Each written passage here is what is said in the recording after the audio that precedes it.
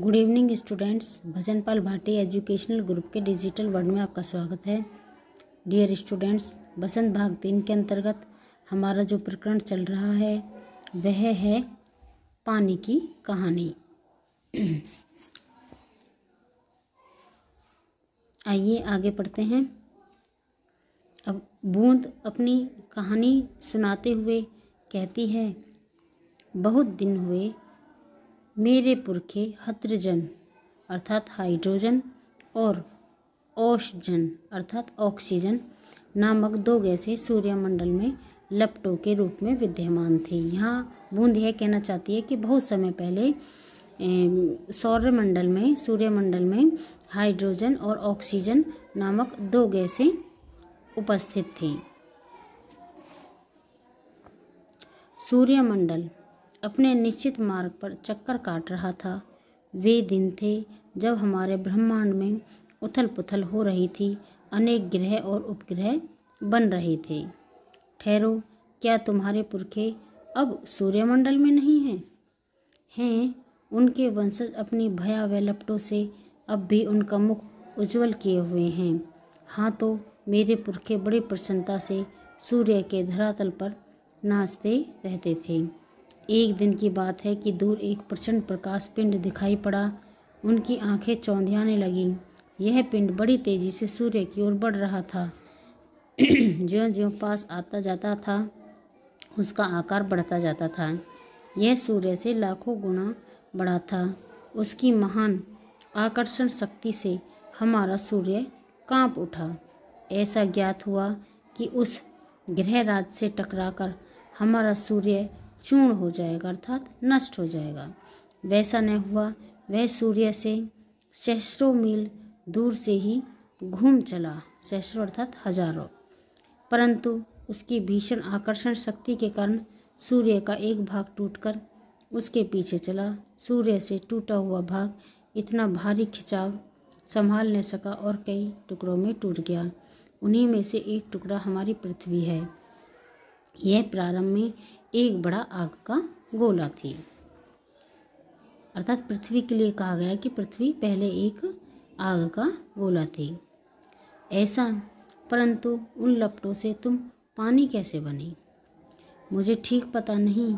हाँ, यह सही है कि हमारा ग्रह ठंडा होता चला गया और मुझे याद है कि अरबों वर्ष पहले मैं हाइड्रोजन और ओषजन अर्थात हाइड्रोजन और ऑक्सीजन के रासायनिक क्रिया के कारण उत्पन्न हुई हूँ। उन्होंने आपस में मिलकर अपना प्रत्यक्ष अस्तित्व गंवा दिया है और मुझे उत्पन्न किया है। मैं उन दिनों भाप के रूप में पृथ्वी के चारों ओर घूमती फिरती थी। उसके बाद न जाने क्या हुआ। जब मुझे होश आया तो मैंने अपने को ठोस बर्फ के रूप में पाया।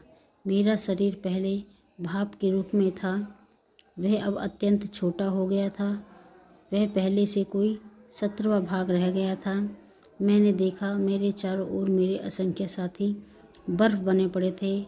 जहाँ तक दृष्टि जाती थी बर्फ के अतिरिक्त कुछ दिखाई न पड़ता था। जिस समय हमारे ऊपर सूर्य की किरणें पड़ती थीं तो सौंदर्य बिखर पड़ता था।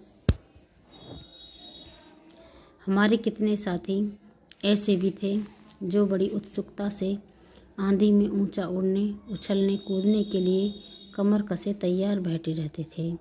बड़े आनंद का समय रहा होगा वहाँ। बड़े आनंद का। कितने दिनों तक? कई लाख वर्षों तक। कई लाख? हाँ, चौंको नहीं।